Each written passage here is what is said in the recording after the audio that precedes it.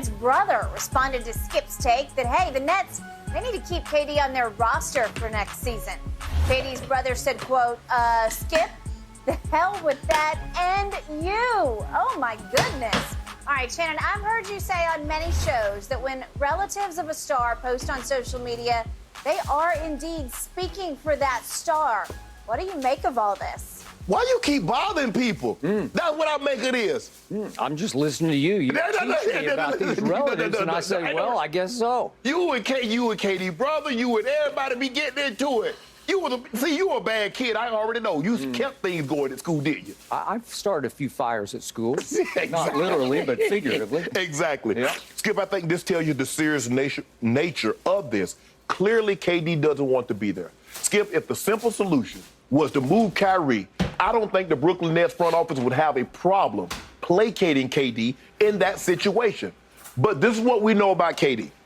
In all of his years, he's never requested a trade. You might say, well, KD always taking the easy way out, but he's always fulfilled an obligation before he went on to the next situation. In this situation, for whatever reason, Kevin Durant, with 4 years left on his contract, says, I no longer want to be here. Now, maybe it's the Kyrie situation and all that bull jive circulating with that. Maybe it's a shelf life, and a lot of things have shelf life. Maybe he feels his shelf life there was 3 years. Whatever the case may be, Skip, I don't believe it's a fixable situation with KD in Brooklyn. And he wants to move on. Skip, this is not somebody talking from the peripheral. You and I can speculate. Other people can get on shows and speculate. This is Kevin Durant's brother. Kevin Durant's brother is going to have intimate knowledge of the interworkings of how KD is and how KD thinks and what he's going to do. Yep. And so for me, I believe this is an unattainable situation. I don't believe the Brooklyn Nets can repair it.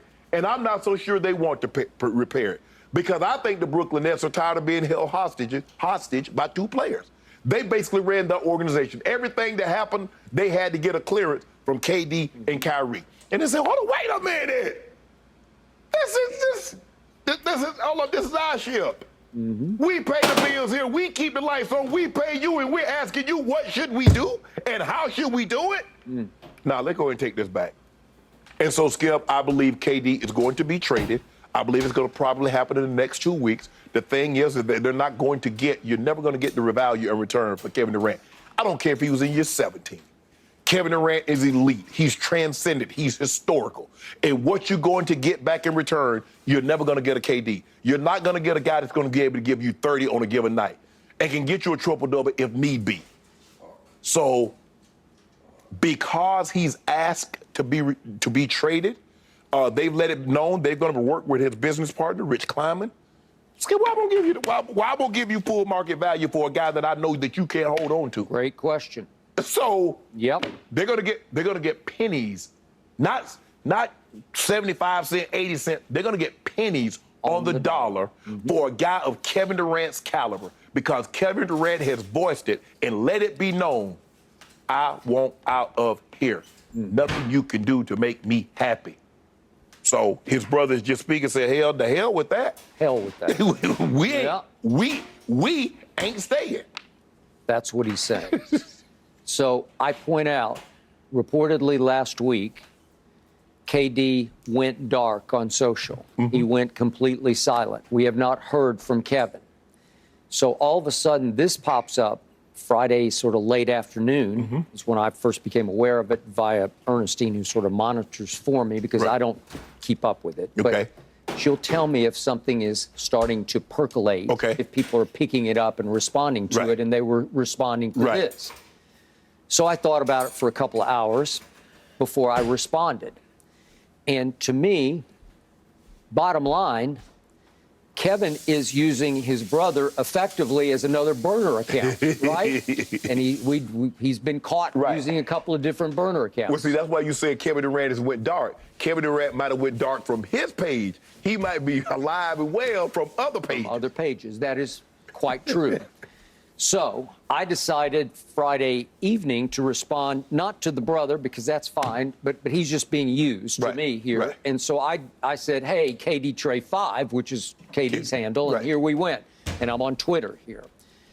Are you now using your brother to send messages for you, question mark? I said, if I'm the Nets, I hold you to the 4 years, all caps, 4 years left on your contract. Your brother responded, hell with that and hell with me. That how you feel to Kevin? Hell with 4 more years, all caps, 4 more years of the contract you signed? So I'm asking, I'm putting the onus back on the superstar here, not the brother. Right. Kevin, is this how you feel? Is he speaking for you? I believe he's speaking for Kevin. Absolutely. So clearly, what has happened here, we have another huge game of who blinks first. Because Kevin came out of the blue with a trade request I did not see coming. Because to your point, you said he's run, but not when he can't. Right. Right? Right. He fulfilled the obligation. Every year, the contract was up. It was up in the OKC. It was open in the Golden State. He re-signed.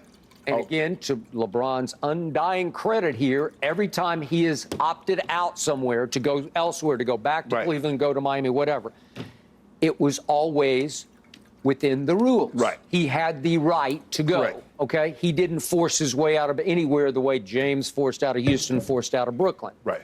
Okay. So to me, what has happened here is that we've got Splitsville between KD and Kyrie because obviously Kevin went to Brooklyn for Kyrie because Kyrie wanted to, quote unquote, go home or at least go to his childhood team that he grew up loving, which was the Nets, which had moved from Jersey to Brooklyn. So I'm going to do this for you, Kyrie, because you're my bestie.